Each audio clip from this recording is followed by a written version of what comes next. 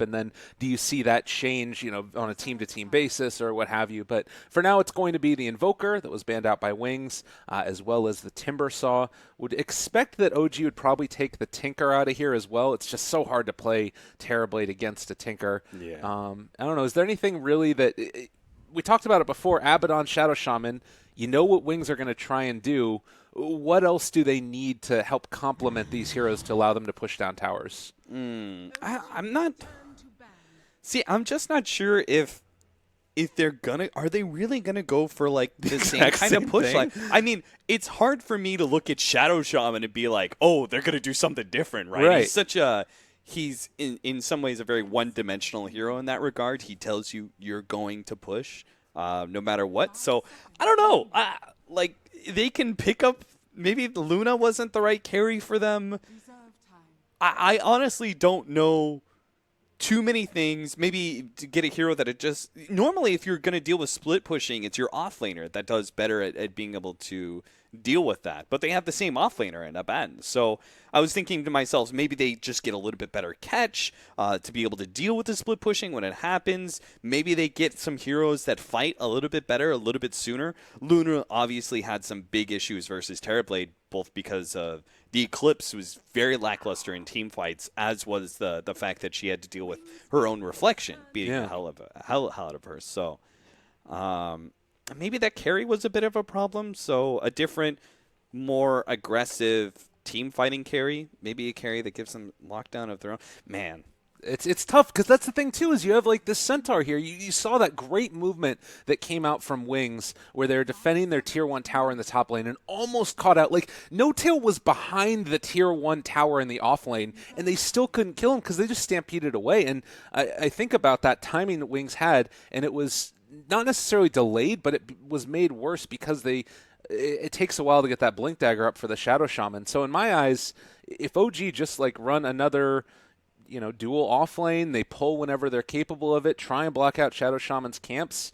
I don't know how the Wings do it if they do the exact same type of draft, and they're going to need some other form of initiation. Maybe Sand King is the answer, something like that.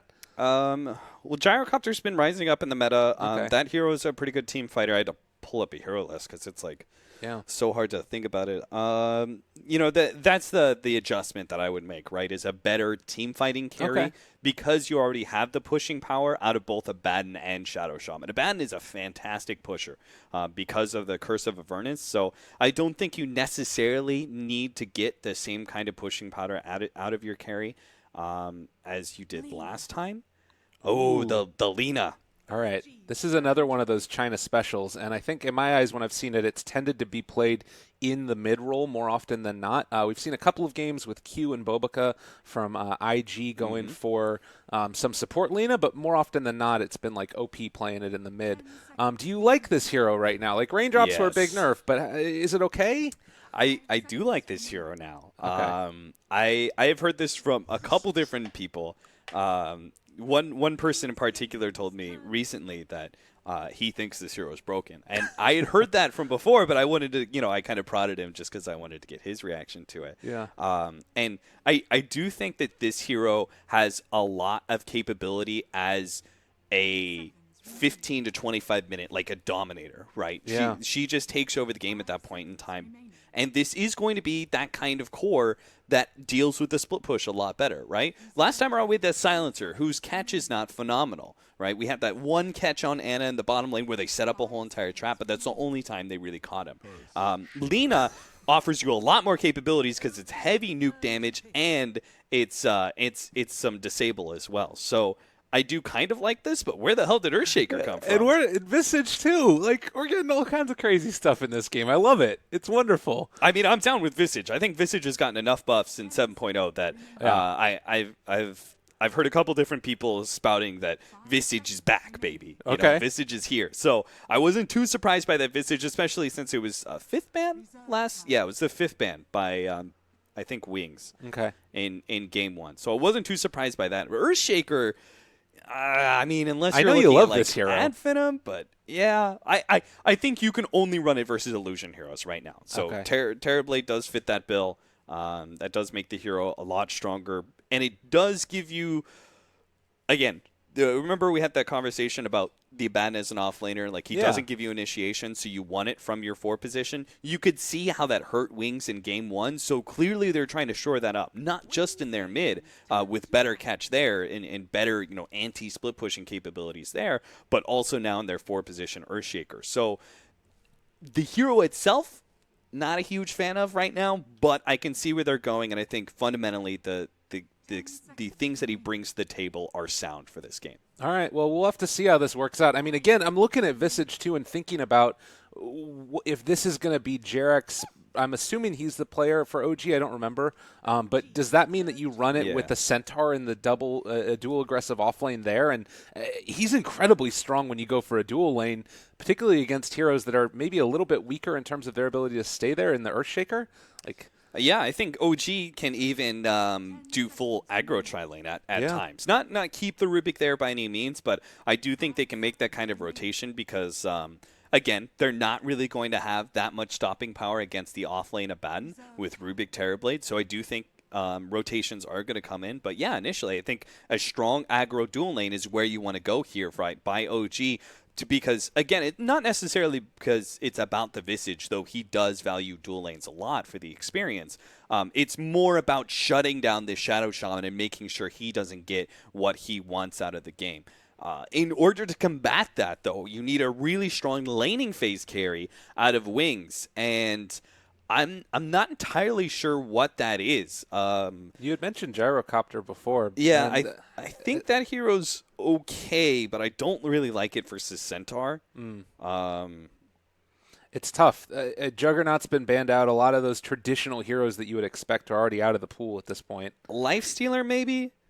They don't have a vehicle. It's kind of what I refer to for, the Infest Bomb. You want to have an early vehicle for the Lifestealer, so that's the only reason I didn't mention that hero earlier. Ban is interesting. Yeah, there was also a chance for Wings to flip the script on this lineup. I actually thought maybe they were going to do it with their 4th pickup, but then they went 3rd pick Lina. I thought they actually were maybe going to go for an Alchemist or a Naga Siren in a 4th pick capacity in order to try and flip the script a little bit and give us a change, and all of a sudden say, okay, OG, now you have to be the ones to push, because leaving the Alchemist out there in the pool for this long, it does create some problems. God, that is such a strong hero here this game as well. Being able to hold against the pressure that's coming, it almost makes me feel like Wings need to think about switching it up, because, how are you going to break high ground against this type of lineup? They're going to go back for the Gyrocopter. Woo, we called it. High five. Called it. Nicely done. Granted, I don't know if it's going to win him the game, but it's like he's going to lose them the game, but we called it, baby. I don't know. It's interesting. I will say that, again, I want to see this Lina and how well it works. The big thing that I'm looking at with this hero is she got so many buffs that sort of mirrored the same type of buffs for the talents that you got through the Lone Druid. You have a range increase. You have a damage increase. You have the respawn cooldown. At such an early level, we've been seeing Bloodstone first, so there's just like a 0 respawn on Lina, and then going into the bots afterwards. So it's like you have 2 Linas throughout the course of the fight. It is really quite cool, and not to mention the last level 25, but even before then, she's incredibly strong. Yeah, I think once you get level 10, you get that talent, the minus 30-second death timer respawn time. That's insane. Like, this hero just has no death timer. She's always up. She's always fighting, and Laguna Blade is not that long of a CD either. So, but you are going to need a hyperactive Lina in this game because you've got both Terrorblade and Alchemist as threats to deal with, and OG, I think they're going to play a very similar style to game number 1, right? Where No Tail was and S4 were playing very hyperactive as cores and moving around the map a whole lot, and we're going to have the same auto win hero for Ana, right? This hero will auto win you the game once you get a certain amount of farm. The Storm Spirit did it by 25 minutes. Alchemist is going to be something similar here around the same timing, 25, 35 minutes. Those are the sort of timings where Alchemist becomes too big to deal with. So I am not fully convinced in Wings' lineup. I think OG does have a bit of an edge, but I don't think it's massive. I give it like 60-40. All right, well, ladies and gentlemen, we're getting into this game number 2, Group A action, of course. OG versus Wings, and the TPs are going to head out across the map. It does look like Fly is going to be here, at least for the moment. But again, he could end up heading back towards the bottom. So it is going to be him playing that, and instead it's going to be Jerax on the Rubik. If they do decide to dual lane with a Rubik Centaur, is that something that would work quite well? Is it? It feels a little bit sketchy to me. Maybe I don't know. Don't think Visage deals with Abaddon any better than Rubik, because you now don't have a disable at all, but also Grave Chill is removed by Aphotic Shield. So I really thought that Visage would have been the aggro lane hero, but I must not know something it still about could this. change. Yeah. We'll keep our eyes on it. That's kind of interesting. But in the meantime, we do also have, of course, the Ana playing this Alchemist, goes out with a ton of regen. Have we seen, I remember that last game we saw the Poor Man's Shield changes where Terrorblade went out with the double slippers. This time he's starting with the completed one. Sorry, just real quickly, I realized it's kind of obvious, right? It's because you're a Shadow Shaman, right? You have to have a disable, right? Of course, you're on it. You know what's up. So I was just like, that doesn't really make too much sense. But if you don't have something to remove shackles, Shadow Shaman is a very strong laning phase hero. So, Okay. But you were talking about the PMS for Centaur Warrunner. Yeah, it was interesting because, well, you've got one on the Centaur there that he's not going to be able to finish it. He's just got the Poor Man Shield or the Stout Shield instead, right. Since the side chop isn't working that way anymore. So I think that's something else to keep on our minds is the way that those changes are going to affect the early starting builds too. I think it's because the reason he did this is because he's facing a lot more magic damage from Rocket Barrage. So he feels like he needs the extra regen to have a constant presence in lane, rather than using the efficiency of the Poor Man's Shield against the right clicks of the Luna. Oh man, and why gonna potentially be first blood here? S4 on top of him, gonna be going for the right clicks, and there is no way out of that one. Jerax is actually gonna be the one to draw first blood, already with boots. He's gonna be a rich Rubik. Yeah, we said very early on that they can easily aggro tri-lane. There isn't much point to their supports against an Abaddon, so Y really needs to keep this in mind. He both times now has operated as a Shadow Shaman, just going, oh, it's a solo Centaur, I'm going to be super aggro, but it's simply not the case. They're going to back up this Centaur because they have every reason not to be in the safe lane. The other thing to mention, we have Ice doing the pulls. This is something I was going to talk about. Earthshaker in the off lane can pull this pretty consistently. You missed the last hit there. I'm sure it's fine. But it's still good because it means you're getting more efficiency out of the jungle than you otherwise would be able to. I am still not fully convinced that this pull makes Earthshaker wholly viable because in some ways it's like, okay, I don't think you're negating that much farm of the Terrorblade. He's going to make use of the jungle a little bit later on. And also, the offlaner isn't like, it's not like Abaddon's like, oh, thank God for that pull. I wouldn't have been able to lane otherwise, right? Like, he would have been fine. So I'm not fully convinced about this, but we'll see where Ice goes with it and how much farm he's able to obtain in 10 minutes of jungling and roaming around. If he can get Blink Dagger by 15, then it was well worth the effort. But other supports could have had more impact, say, in the mid lane. They could have had more impact in really aggressively opposing a solo Terrorblade at top. So, not fully convinced, but we'll see. All right, sounds good. They did spot out that he made this movement down towards the bottom lane with the ward here. They expected the ward was placed over in this side. Wings did, and they were not able to get that D ward. But nonetheless, they can still at least not be under too much fire in this lane anymore. And you can see that already the rest of OG's supports, they're going to head off across the map and try and get more stuff done elsewhere, although they won't be able to get the rune as it did look like there was already taken away. So top lane, still more aggression mounted against Fly by Faith Beyond. How do you see the next couple of minutes playing out in terms of map movements by the supports? I think OG did the right thing with their supports, putting pressure early on against the Shadow Shaman lane. What they've done now is brought a sentry for Fly into the safe lane and open up that hard camp pull. So if the Earthshaker does go back to his shenanigans of Fisher pulling, they can have an answer to it in a hard camp pull. And they need ways for Visage to be able to obtain farm. This is not a sit-in tri-lane scenario kind of hero. Oh, and S4, nice block off there. They got the shackles to boot, and that should be S4 most likely going down. Right clicks, yeah, it's coming through. They got him. But now going to pull Gyrocopter the the other side, Shadow taking a little bit of harassment from Jarex for his trouble. I was about to say, like, if they had planned out the Gyrocopter as fifth pick, it does give a lot more relevance to the Earthshaker. Gyrocopter, more than most laning phase carries, takes big advantage of Fisher blocks, right? There are other carries who, like, you get the Fisher block and you feel all excited and good about yourself, but it doesn't actually do anything because the carry's not capable of doing much. But Gyro is one of the better heroes. High amount of damage from Rocket Barrage and low cooldown. Really good stuff there. And, I mean, you don't want to ban a Gyrocopter ever. I don't think that just feels bad. But even the last pick, it would be fine. Ice thinking about a block off there. Now there, go for it. You say that now, but that I legitimately think Aghanim's Gyrocopter is going to become a big thing. Okay. I think it is quite viable. I've seen it in so many of my pubs that it's kind of won me over. You know, it's just like I've been beaten into submission by countless pub Gyrocopters that I'm finally like, fine, it's a thing. Yeah, that's I can well imagine. We've seen. I mean, it is basically like a double damage rune. You get so much extra farming capabilities out of it. But we can talk a little bit more about the way this laning stage has worked out. One thing to keep in mind: Abaddon is topping the CS right now, 24-3 over the 15-5 of No Tail. 16 now, but it has been a rough go for this guy.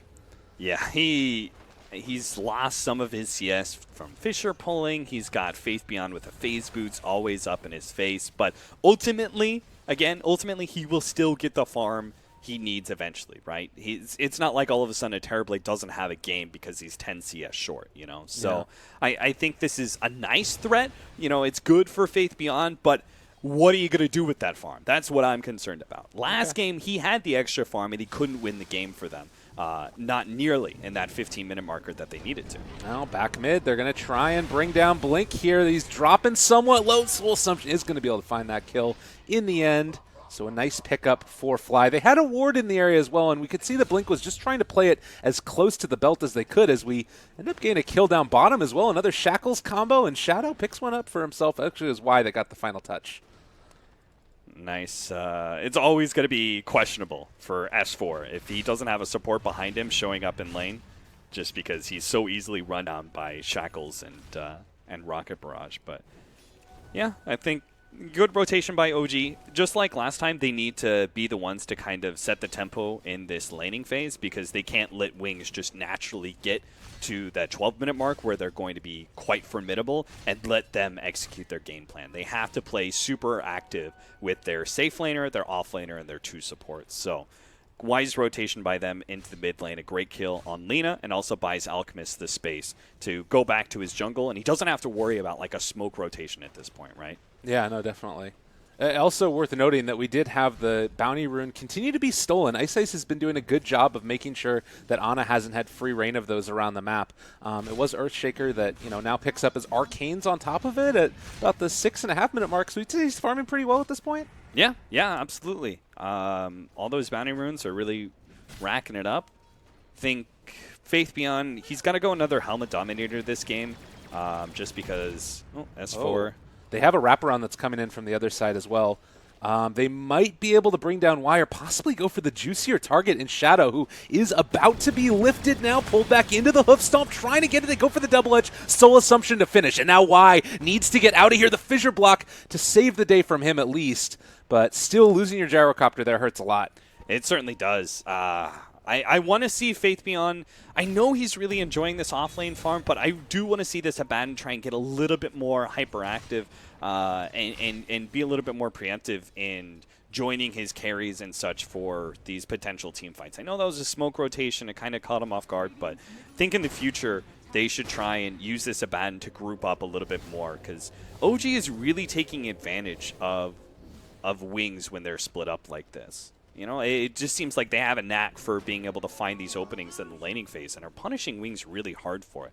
The static laning phase is still going fine for Wings. Naturally they have a CS advantage in almost every single lane just because of the matchups. But if they lose Shadow again here, Oh, they're trying to get it. They're just out of range, though. They were pinging that the shrine was over there, and it looks like mid they're going to be going on to Ana. They'll be able to bring him down. So missing a kill on the gyrocopter in the bottom and killing off the Alchemist. A nice series of events there for Wings. Yeah, Shadow almost had the wrong positioning there, but he was trying to both kind of put himself there in lane and show that he wasn't too scared, while letting his allies make that rotation in mid. Because if you just abandon your safe lane, it does make the smoke rotation to either top or middle a lot more obvious. So it's kind of like this. It's this, what is it? When you stand on the line, tightrope, right? It's this kind of tightrope. It's this balance act where you have to have presence in lane, but not be too far forward to get caught.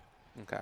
I got you there. And, well, it looks like No Tail, whoa, gets the Sunder, turns it on his Shadow. They want to bring him low. Stampede, the right clicks, he is going to end up falling. Earthshaker not quite able to get there.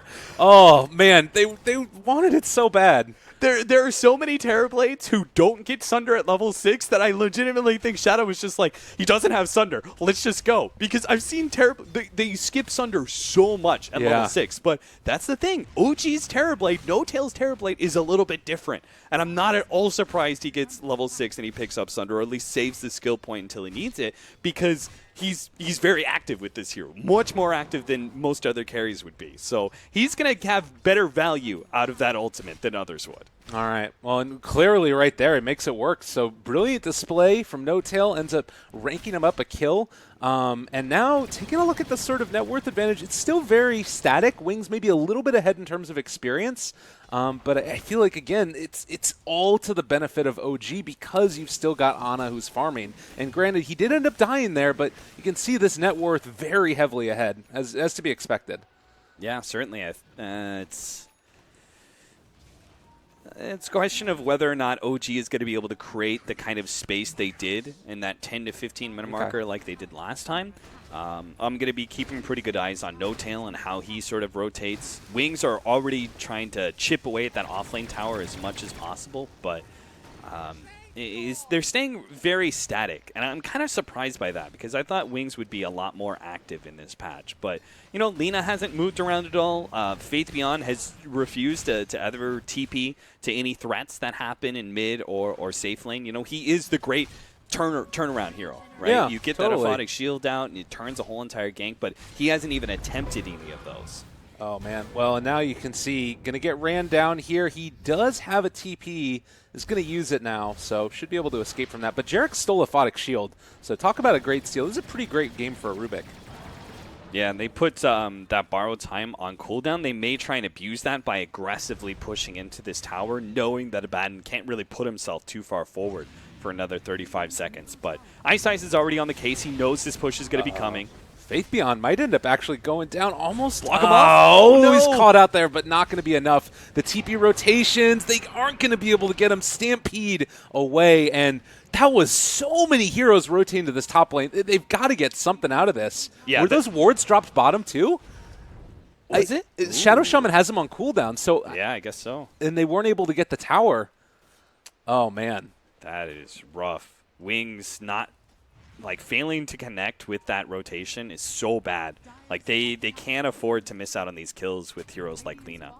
These are heroes that only scale to past 25 minutes. They only scale past 25 minutes by being able to take kills. So they already failed one rotation. They do get that safe lane tower, but they're going to lose their safe lane tower, and they're losing a lot of map control as well. OG has the Visage Familiars up, which are going to be an active threat for a lot of these heroes. They're going to be very easily threatened by this heavy physical damage. Even a core like Lina can be bursted down pretty quickly. So it's a tough spot that Wings is in. OG is looking fantastic, though. Yeah, really great display, definitely. And again, we're getting closer to the Blink Dagger for Earthshaker, but it's looking like it's still going to be a fairly late timing on it. And, well, there's a stun going forward, trying to bring him down. They are going to be able to kill off S4. Shadow barely able to walk away from that one, but he will walk away. They don't get the tower, but still Centaur, a great pickup. Yeah, they thought the Aphotic Shield on Jarek's was going to be enough to kind of bait out that Centaur, but if they had gotten Shadow, obviously it would have been well worth it, but thanks to Shrines, bringing a hero down to low HP really doesn't have the same kind of impact that it used to, and it means that Wings can still be aggressive if they wanted to. They're not going to go back to mid. It looks like they gave Gyro some time up at top lane. I think he's going to be going the S and Y. I've heard about a lot of different builds on the carry gyrocopter. Yeah. There's some pros that were experimenting with Maelstrom into Aghanim Scepter. Early on, it was like Helma Dominator into Ags into Satanic. But now we see a lot of gyros working on the S and Y as an early stat boost up, and then going into the Aghanims a little bit later on. So I'm feeling like that's what Shadow's going to be doing here, is the S and Y first, and then go from there. Yeah. And it's kind of interesting, too, because we've seen across the other elements of Wings another switch up. Like, Faith Beyond had the drums queued up, still has the bracer, but now has the Radiance queued up here to see if he's able to get enough farm to build into that item, which would allow him to scale better, obviously, and have more farm. But a big smoke movement now, and we'll see if Wings are able to catch it. S4 on the hunt. He is going to be blocked off there. The Light Strike Array, Laguna Blade, everything connects. But will they be able to get out of this one? Jarek's pulling back in the Earthshaker, stealing Fissure. He throws it onto 2. Oh, that was a really nice little play there. And canceled the TP. Okay, Blink's going to get the regen rune. That was a really good play, but now he has Fissure. Yeah, Jarek's. I think he wants to set this up on Shadow before the supports actually rotate over, at least ensure that the mid tower does go down. Man. Well, a nice turnaround in spite of the death, and Fissures are just being thrown everywhere at this point. No, he didn't have enough damage to finish off the familiar. Oh. Sad times. And Alk almost has his Radiance up, too. At least he almost has the Relic up at this stage. So you talked about this hero getting out of control. Do you feel like we're seeing the beginnings of that? Yeah, unless Wings make a smoke play that actually catches him in the next minute or two, I think Alchemist is almost officially going to be out of control, because like him getting the Radiance is not the end, right? It's not, oh god, he has a Radiance, the game's over. But right. It's more about like, what have you gotten in the process? And I don't think Wings has really gotten all that much. They're finally going to take this mid-tier 1 tower about 15 minutes in. They've taken the safe lane tower, but that's all. The rest of OG they've kept their off lane tower alive. They've gotten a lot of farm on Centaur. And this Fissure. Oh, my God. It blocks off 3. They're all going to die. Blink is dead as well. They don't even get the Visage. They don't even get his birds. Oh, no. Oh, my God. I just look over, and I'm like, there are 3 heroes stunned by a Fissure from Jarex. Wow. Oh, jeez. Okay, well, so they got the mid tower, but they lost 3 heroes for it. I mean, this is officially, like, this game is way more one-sided to OG's favor than game 1 was. And the other thing about that, too, like we saw the Visage Familiars also taking down the Shaman wards, too. Like, yeah. Oh, my God. This is feeling so tough for Wings at this point. You're getting closer to that Bloodstone on Lina. Like, she's got the Soul Ring, has the Arcanes, recipes in the bag. How much does that change things with the respawn time? Is that going to allow it to sort of maybe get her into a snowballing state if they win a couple of fights? Like, snowballing phase has to start when you pick up, like, level 8 and you've got full nuking power, and it builds from there. They haven't even started the snowball, and they're having a hard time. Like, did you see that Laguna Blade? Yeah. It got thrown out on the Visage, and Gravekeeper's Cloak was just like, no, not doing much there. So that you can't really burst down the Visage. The Visage actively threatens you, both with the Familiars and the heavy nuke. Centaur and Alchemist are very rapidly getting to a point where you're going to have a hard time bursting them down, too. So it's pretty much like Terrorblade and Rubik. And you look at this, too. They're about to be able to jump forward and take down Lina again before she gets the Bloodstone. It's just from bad to worse, and it's not really looking like it's going to stop either. Oh, man. Now the Courier's even caught out on the opposite side of where the rest of the team is, but it doesn't look like they'll get caught. They do get ice! Oh, man. Do they know? Did they spot him? All right, now they do. Yeah. Okay. Yeah, they're waiting. Wow. Well, a really, really unfortunate display here from Wings. It's just looking like OG have the answers to this style of play. They're doing it. I wonder why Wings tried to draft such an aggressive and one-dimensional draft in both Game 1 and Game 2, right? Game 1 was very push heavy and team fight heavy. This time around, it's a lot more pick-off heavy and some team fight with a little less pushing power, but both lineups are very one-dimensional and early game focused, and they just lose the laning phase a bit too much, fail to actually make proper rotations, and there goes the courier. Okay. He was trying to use it to scout out the ward, but then No-Tail just Oh, and they can't get the ward now. Oh, no. Oh, man. Yeah, that hurts. Yeah, it really does. So, I don't know. I mean, they just didn't really give themselves too many outs, you know?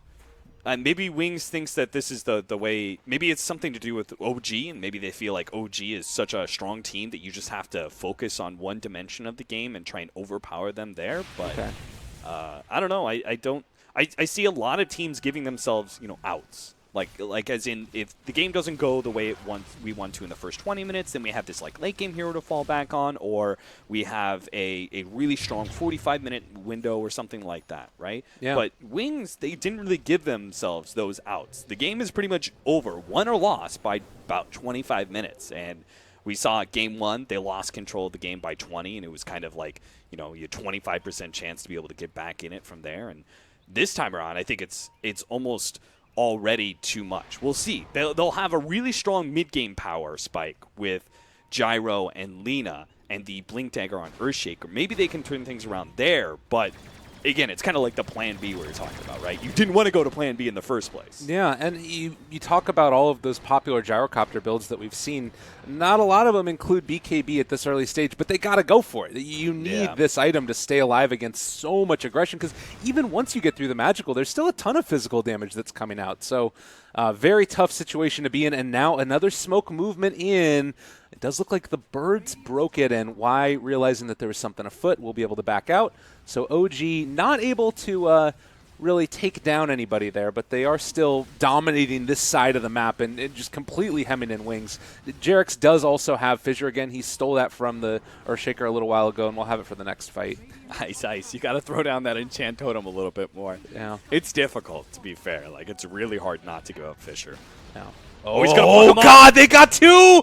Oh, no, Faith Beyond is on the wrong side as well. That's going to end up being 3 dead. A great combination. Maybe Faith Beyond gets out. They throw out the Echo Slam. Is it going to be enough? S4 running away. He's not quite going to drop.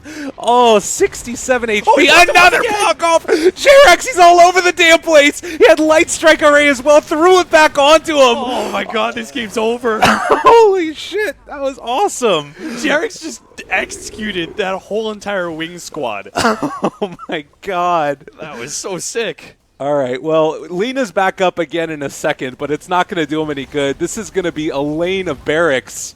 What a great display. And again, it was a combination of things. It was also, they're actually going to drop the wards here. They need to do something. Something has to give at this point. Jarek throws the Light Strike Array back at Lina, and they should be able to escape from this one. Everybody TPing out together. Whoo, baby. Well, you've lost Tier 3 and Melee Racks and soon Shrines by 21 minutes against an Alchemist lineup. I don't need to be a stellar analyst to tell you, Lyrical, that Wings is in a whole heap of trouble right now. Oh, my God. And it's, I don't know. I mean, it's just, it doesn't really feel like, you talked about that one-dimensional draft, sort of. And to me, the biggest thing about it is that you just have to stop one thing from happening in that early laning stage. Like, find one kill on a hero where you're not supposed to, or, turn around a lane, and suddenly you're at such a huge advantage relative to where you should be. Yeah, I think it was just the rotations by OG. It all starts with that first blood on the Shadow Shaman, establishing some real good presence against that gyrocopter, and then being able to gank Lina shortly after. I think those two things by OG set themselves up with an early lead against Wings. Wings failed to be able to ever really connect or take control of the map in any way. They didn't, like last time, right? Game 1, they at least had that aggressive smoke into the jungle.